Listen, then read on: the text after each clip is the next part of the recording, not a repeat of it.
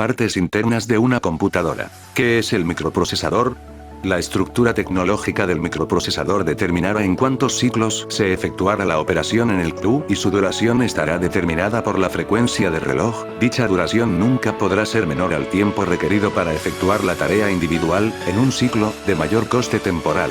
Los microprocesadores contienen un oscilador de cuarzo que genera los pulsos a un ritmo constante de manera que se pueden generar varios ciclos en un segundo. La velocidad de los microprocesadores se mide en frecuencias y estas pueden ser megahercios o gigahercios, GHz, es decir, miles de millones o millones de ciclos por segundo. Para determinar la velocidad a la que trabaja la CLU, podemos utilizar el indicador de frecuencia, es decir, entre mayor frecuencia mayor velocidad para el proceso de información, pero no es el único indicador que lo determina. También necesitamos saber la cantidad de instrucciones necesarias para realizar una tarea concreta y la cantidad de instrucciones ejecutadas por ciclo, y la cantidad de instrucciones que se necesita para ejecutar un proceso depende directamente de cuántas estén disponibles, mientras que para IQ dependerá del factor supersegmentación y la cantidad de unidades de proceso o conocido como pipelines. La arquitectura de un microprocesador es similar a la de una computadora digital, esto se debe a que ambos realizan operaciones bajo un programa de control.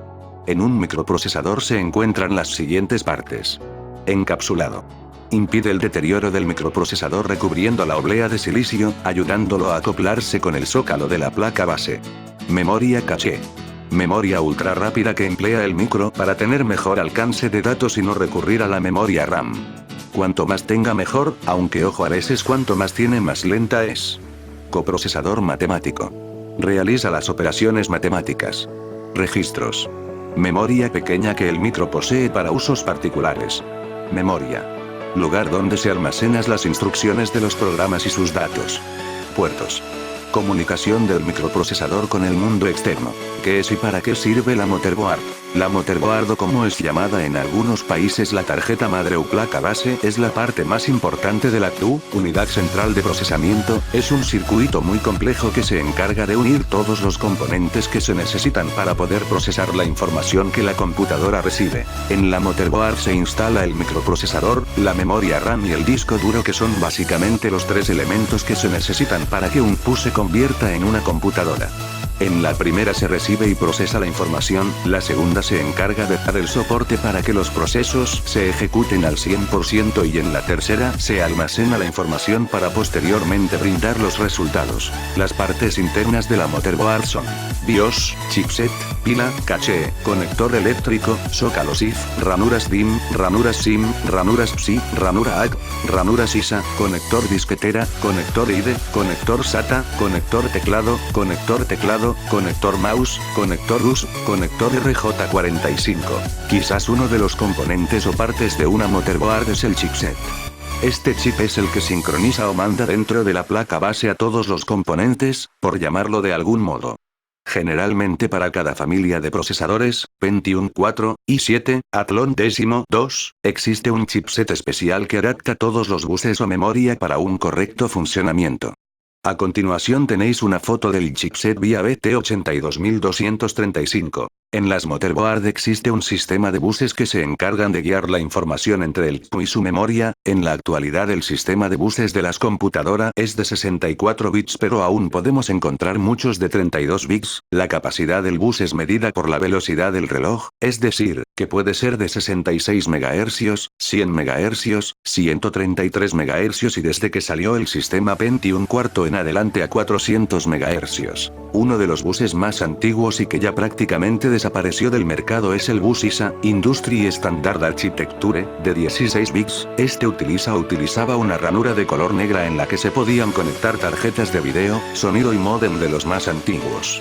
Posterior al ISA se crearon otros sistemas de buses como el EISA, Enhanced Industry Standard Architecture, MK, Microchannel Architecture, y VLB, Video Local Bus, que también ya desaparecieron. En las motherboard actuales se utiliza el sistema de bus conocido como PSI, Peripheral Component Interconnect, aunque según podemos ver recientemente, ya algunas motherboard están desapareciendo el uso de las ranuras PSI y las reemplazan incrementando las entradas vía USB.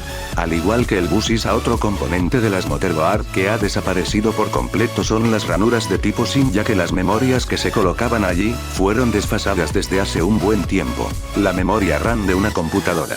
Para que una computadora funcione a cabalidad necesita utilizar un tipo de memorias llamado memoria RAM, Random Access Memory, y es la que utiliza el sistema operativo y la mayoría de las aplicaciones para cargar las instrucciones que posteriormente ejecutará el microprocesador y otros dispositivos del CLU. Son memorias de acceso aleatorio porque se puede leer y escribir en un tiempo igual para cualquier posición, es decir, que no necesita tener un orden para encontrar la información más rápido. Todo lo que se guarda en la memoria RAM se borra al apagar el equipo. Básicamente aquí está la gran diferencia con el disco duro o la memoria ROM.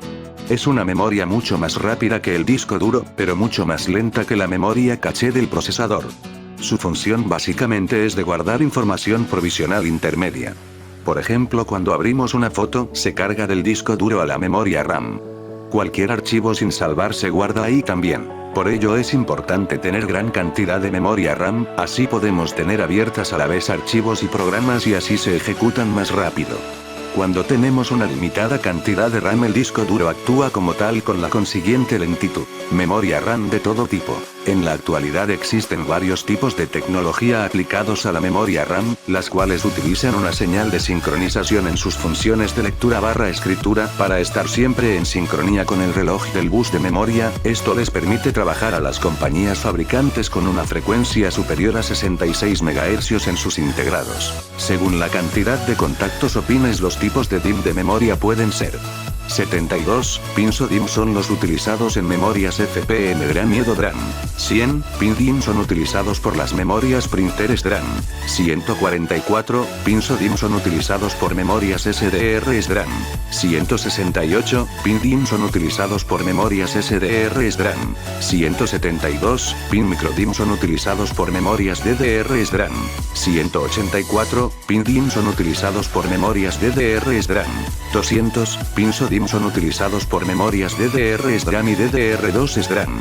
204 pins o DIMM son utilizados por memorias DDR3 SDRAM. 240 pin DIMM son utilizados por memorias DDR2, DDR3 SDRAM y FB DIMM DRAM. 244 pin mini DIMM son utilizados por DDR2 SDRAM. Las memorias RAM son módulos o tarjetas de circuito impreso que tienen soldados pequeños chips integrados de memoria DRAM, ya sea en una o ambas caras. La DRAM es una topología de circuito eléctrico que alcanza densidades altas de memoria por cantidad de transistores, convirtiéndose en integrados de cientos o miles de megabits. Además, la DRAM se identifica con la computadora mediante el protocolo de comunicación SPD y el resto de la conexión se efectúa por medio de los pines que entran en contacto con la ranura correspondiente de la motherboard y se pueda tener acceso a los controladores de memoria y la fuente de alimentación. La necesidad de poder utilizar memorias intercambiables y poder utilizar integrados de distintos fabricantes obligó a la industria manufacturera a estandarizar el tipo de memorias RAM. Este tipo de memoria se instala en los zócalos de la motherboard.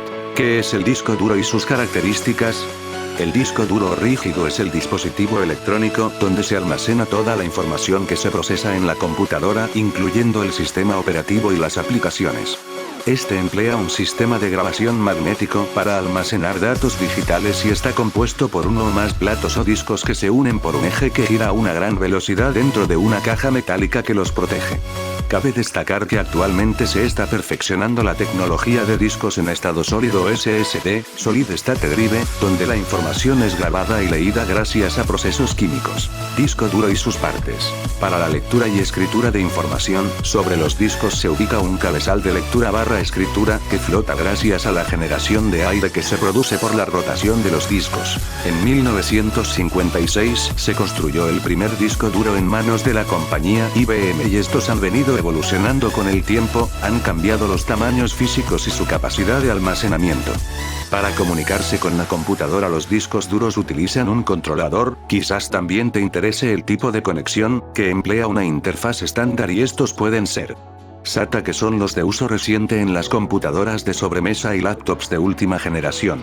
IDO denominados también ATA o PATA, EXC que son utilizados en servidores, FC que son utilizados exclusivamente para servidores de avanzada. Para que un disco duro esté disponible para su uso, se debe formatear con ayuda del sistema operativo en un formato de bajo nivel, definiendo sus particiones y la capacidad de cada una de estas. Para realizar esta operación se requiere de un espacio mínimo de disco cuyo tamaño dependerá del formato que se emplee. Algo importante que hay que tomar en cuenta es la capacidad de almacenamiento y cómo se mide esta. En el caso de los discos duros se utiliza el prefijo SI que utiliza múltiplos de potencias de 1000 según la normativa establecida por IEEE, a diferencia de los sistemas operativos de Microsoft que utilizan el sistema binario, o sea múltiplos de potencias de 1024. Un ejemplo claro de esto es que un disco de 500 GB de capacidad, al verlo desde el sistema operativo, nos refleja un tamaño de 465 GB, es decir, 1 GB igual 1024 MB. Las características principales a considerar de un disco duro magnético son: capacidad. Generalmente los discos duros de gran tamaño suelen ser más lentos. Tiempo medio de acceso, que es la suma del tiempo medio de búsqueda más el tiempo de lectura/escritura y la latencia media. Velocidad de rotación. Cuanto más mejor, generalmente suele ser entre 7200 a 10.000 revoluciones por minuto. Tasa de transferencia. Cuanto más mejor. Caché de pista. Interfaz. LANs. Zona donde los cabezales descansan con la computadora apagada. Como ya he comentado en el primer párrafo, los discos SSD presentan otra tecnología completamente diferente y poco a poco avanzan a grandes pasos. De hecho ya se pueden adquirir por un precio contenido. ¿Qué es y qué función cumple la tarjeta de video? La tarjeta de video es un dispositivo electrónico que se encarga de regular y determinar la forma en cómo se mostrarán las imágenes y texto que se observa en el monitor de la computadora. Son las que envían señal a nuestro monitor, televisor o proyector. La calidad de la tarjeta de video en una computadora influye sobre todo a la hora de jugar, editar vídeo o 3D. La tarjeta de vídeo se encarga de traducir la información que se procesa en la computadora y mostrarla de manera que se pueda entender por el usuario común. A este dispositivo también se le conoce como controlador de vídeo, adaptador de vídeo, acelerador de vídeo o acelerador gráfico. En la actualidad existen muchas marcas y modelos de tarjetas de vídeo y la gran mayoría están destinadas para usuarios que requieren mucha capacidad gráfica para trabajar, por ejemplo los diseñadores gráficos o los videojugadores. Los componentes electrónicos que conforman una tarjeta de video son: puerto GAO estándar. Es el conector donde se instala el cable de la computadora que envía la señal de salida al monitor. Puerto DVI. Digital Video Interface, es un conector de salida para monitores digitales planos. Puerto DMI.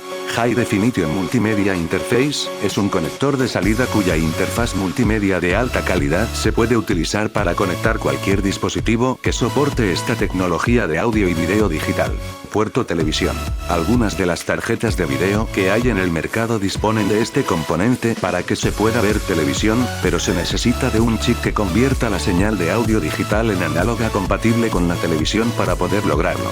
Memoria. Las tarjetas de video cuentan con su propia memoria en la cual se almacena la información para posteriormente mostrarla. Entre más memoria tenga una tarjeta de video, mayor cantidad de datos se podrá procesar y mejor calidad se mostrará en el monitor. La mayoría de las tarjetas utilizan memoria de tipo SRAM, no confundir con memoria RAM, Synchronous Dynamic Random Access Memory, o DDR-SRAM, Double Data Rate. Actualmente se pueden encontrar tarjetas de video de 512 MB, 1 GB y hasta más de memoria. Las motherboard que ya traen incorporada tarjeta de vídeo por lo regular tienen de 64 MB a 128 MB de memoria.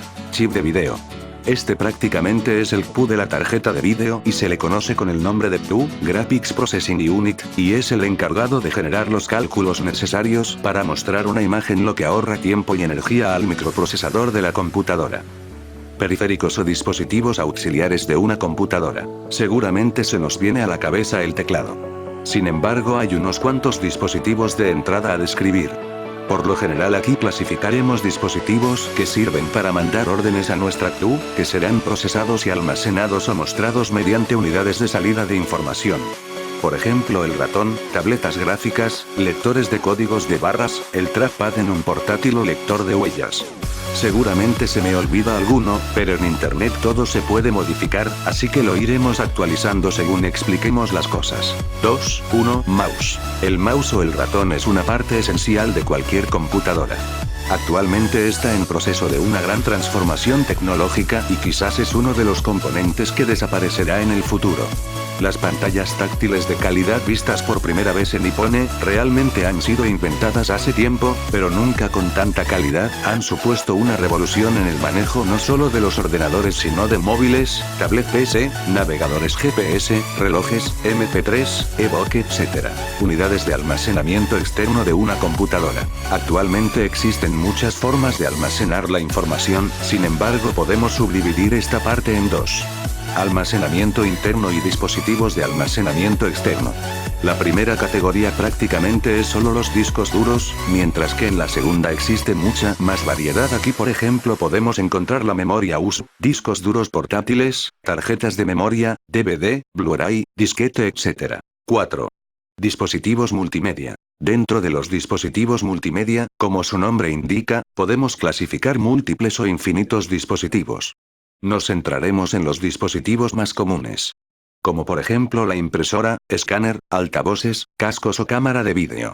Realmente estos componentes se podrían clasificar como dispositivos de E/S, entrada/salida, de información. Un escáner sería un dispositivo de entrada, mientras que la impresora sería el de salida. Recordad también que no hay una verdad verdadera en la informática, de hecho aunque se llame ingeniería a veces, aún le faltan unos cuantos años para ser como tal, desgraciadamente. Para mí no es una ciencia del todo exacta como podría ser matemática o ingeniería de caminos. Además en el fondo es realmente compleja y ningún ser humano puede ser experto en todas las áreas. Ahora mismo de hecho poco a poco la informática, buscando su camino, se subdivide poco a poco en otras ramas como por ejemplo ingeniería de sistemas, ingeniería de software, etc. Sospecho que dentro de unas cuantas décadas habrá una decena de carreras relacionadas con la informática. Informática.